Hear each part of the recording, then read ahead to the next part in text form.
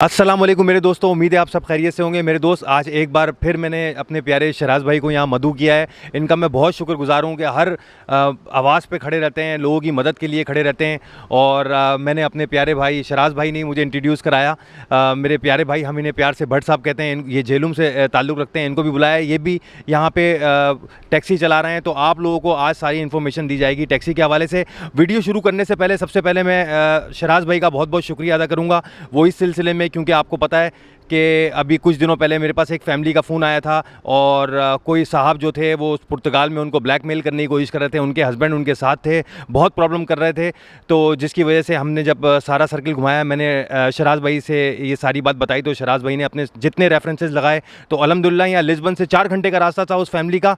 और उस फैमिली के पीछे ही कोई 10 मिनट के रास्ते पर हमने अपने जानने वाले निकाल दिए अल्हम्दुलिल्लाह शराज भाई ने, और जो कि उनकी मदद के लिए पहुँच गए। आज वो अल्लाह का शुक्र है फैमिली बिल्कुल ठीक ठाक है। शराज भाई, वो फैमिली से आपकी भी बात हुई थी, तो वो असाइलम की तरफ जा रहे थे, तो उसके बारे में कुछ बताएं। वो थोड़ा हस्बैंड उनके थोड़े से बड़े परेशान से हुए थे। क्या करना बेहतर था, उनको जॉब की तरफ जाना बेहतर था या उनको असाइलम ही की तरफ जाना बेहतर था?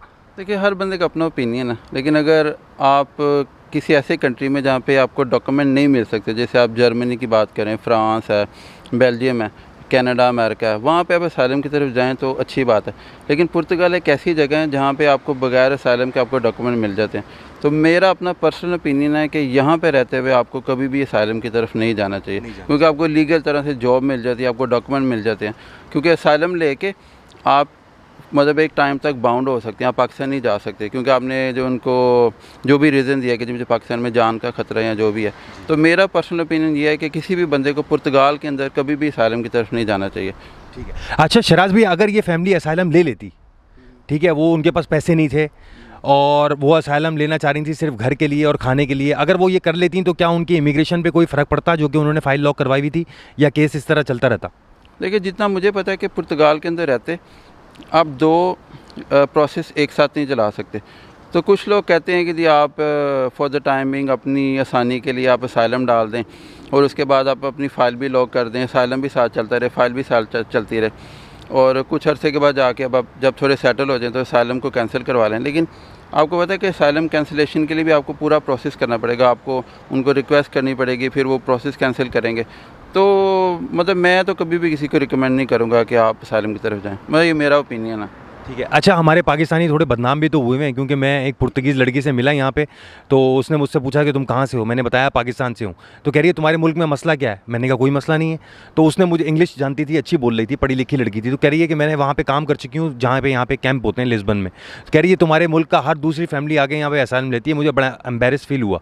तो उसने मुझसे ये सवाल किया कि तुम्हारे मुल्क में क्या जंग छिड़ी हुई है, मसला क्या है, हर दूसरा आदमी जो है वो इराक से ज़्यादा तुम्हारे मुल्क के यहाँ पे लोग आके असाइलम ले रहे हैं। तो ये बड़ी शर्म की बात है मुझे लगता है हमारे। कह रहे मैं ड्राइव कर रहा था, एक कस्टमर थी मेरे साथ, उसने मुझे सेम क्वेश्चन किया। उसने बोला कि मतलब क्या वजह कि लोग यहाँ पे आके पाकिस्तान से ये असाइलम करते हैं। तो मैंने उसे बोला कि मतलब ये सिर्फ एक तो टेलीविज़न पे एक लोगों का बस मतलब एक ओपिनियन बनाया हुआ है पाकिस्तान के बारे में, ख़राब एक रेपुटेशन है, लेकिन मतलब अल्हम्दुलिल्लाह पाकिस्तान में इतने बुरे हालात नहीं हैं। और उसने भी ये चीज़ पूछी कि लोग यहाँ पे आके क्यों असाइलम करते हैं।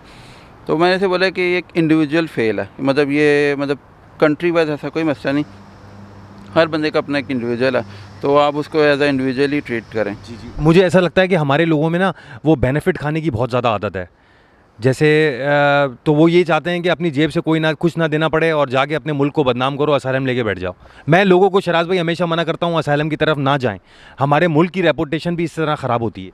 देखिए, बात सिंपल है, आप अपने कंट्री के रिप्रेजेंटेटिव हैं, जैसे आप अपनी फैमिली को की नुमाइंदगी यहाँ पे करें, तो आपका हर बुरा काम आपकी फैमिली पे जाएगा, इसी तरह आपका हर बुरा काम आपके कंट्री पे जाता है। तो मेरा ख्याल है कि अपनी थोड़ी आसानी के लिए हमें अपना कंट्री बदनाम नहीं करना चाहिए, लेकिन लोग इस चीज़ को कंसिडर नहीं करते। यहाँ पे बाहर आपने मतलब मुझे भी कितनी देर होगी, आप भी देख रहे हैं, ये भी हैं, लोगों का यही है कि बस कि मेरा फ़ायदा होना चाहिए, बाकी कंट्री बाकी चीज़ें सारी साइड पे हैं, लेकिन मेन चीज़ ये है कि मेरा बेनिफिट होना चाहिए। उसके लिए उनको जिस हद तक जाना पड़ता है वो जाते हैं। सही बात। शराज भाई, आप यकीन करें उस बहन ने आपको इतनी दुआएं दी हैं, जिसके लिए आपने ये सारी जद्दोजहद की और वहाँ पे बंदा भेज के उसके हस्बैंड से मिलवाया और उनको मामला उनका सेट कराया। मैं ख़ुद भी बहुत ज़्यादा आपका एहसानमंद हूँ कि आपने एक आवाज़ पे फिर मेरा फ़ोन ही बजता रहा और जिसका मैं देखता था किसका फ़ोन आ रहा था तो शराज भाई का कि अब क्या हुआ, अच्छा मैं उनसे बात कर रहा हूँ काफ़ी देर तक। थैंक यू सो मच, और आपकी भी इसमें इन्वॉल्वमेंट थी, बहुत बहुत शुक्रिया आपका। अब मैं आऊँगा थोड़े आपकी तरफ। मेरे प्यारे भाई, आपको पुर्तगाल में कितना अरसा हो गया? मुझे 3 साल हो गए। कैसे गुजारे 3 साल? आपने बताया ओबरा में काम किया 2 साल, मुश्किल वक्त था?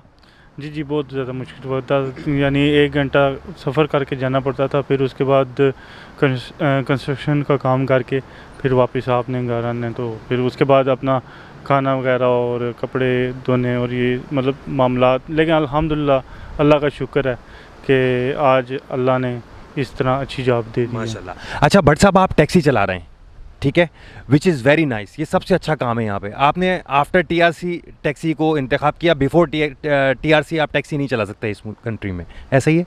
हाँ जी, इसमें ये है कि जो टीआरसी है ना, ठीक है, टीआरसी जो आईएमटी का आपके साथ जो ताल्लुक़ है, ठीक है, वो आप टीआरसी के साथ ही आप रख सकते हैं, कनेक्ट कर सकते हैं, ठीक है।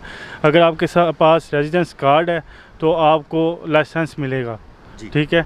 लाइसेंस लेने के बाद उसके बाद एक होता है ग्रुपो 2, ठीक है। ग्रुपो 2 के लिए 2 सर्टिफिकेट्स होते हैं, एक साइकोलॉजी टेस्ट है, एक मेडिकल टेस्ट है, ठीक है। वो आपने 2 टेस्ट दे के फिर उसके बाद आपने क्लासेस लेनी है किसी भी स्कूल दी कंदुसाओं से, ठीक है, ड्राइविंग स्कूल से, ठीक है, टीवीडी की। ये सॉरी, ये ऊबर की रिक्वायरमेंट है अगर आप ड्राइवर बनना चाह रहे हैं तो। जी आगे बोल प्लीज़। तो उस तकरीबन 2 हफ्ते की क्लासेस हैं, ठीक है, और उसमें आपका मतलब थ्योरी भी टेस्ट होता है और दूसरा भी आपने जो टेस्ट दे के, ठीक है, उसके बाद आप आईएमटी में दोबारा जाते हैं और अपना ग्रुप 2 वाला लाइसेंस लेके, ठीक है, तो आप वो फिर आपको टैक्सी का लाइसेंस मिलता है। अच्छा मेरे प्यारे भाई, कितने घंटे आप काम करते हैं? शराज भाई, इसमें आप कुछ बता रहे थे कि कुछ सरकार की तरफ से यहाँ पे मुकर्रर घंटे जो है ना, आप 10 आवर्स ड्राइव कर सकते हैं जो टाइम है। और जैसे मैं बोल्ट है, बोल्ट जब आपका 10 आवर्स का टाइम हो जाता है वो आपको प्रॉम्प्ट करती है कि आपका जो 10 आवर्स का टाइम हो रहा है तो आपके लिए बेहतर है कि आप ड्राइव ना करें। और ऊबर का ऐसे है कि ऊबर 10 आवर्स के बाद आपकी एप्लीकेशन जो है ना वो बंद कर देती है। अच्छा ठीक है। तो मेरे भाई, कितना पैसा एक आदमी, आपसे इनकम आपकी नहीं पूछ रहा, एक नॉर्मली आदमी कितना पैसा कमा लेता है 10 घंटा काम करके? तकरीबन 150 यूरो पर डे। हाँ जी, लेकिन ये एक सीजनल काम है और हवाई रोज़ी है, ठीक है। इसमें कोई ये होता नहीं है कि आपने 150 ही कमा के आना, किसी दिन मतलब थोड़ा काम होता है, किसी दिन बहुत ज़्यादा काम होता है, जिस हम वीकेंड्स हैं। मैं फिर भी एक आइडिया, कितना रख लूँ पैसे? रख लें 1000 on average, 1000 week. 1000 euro week के 10 घंटा काम करके और सारे एक्सपेंसेस निकाल कर। इसमें भी 2 कंडीशन है। अब आप डिपेंड करते हैं कि आप गाड़ी किस कंडीशन पे चला रहे हैं।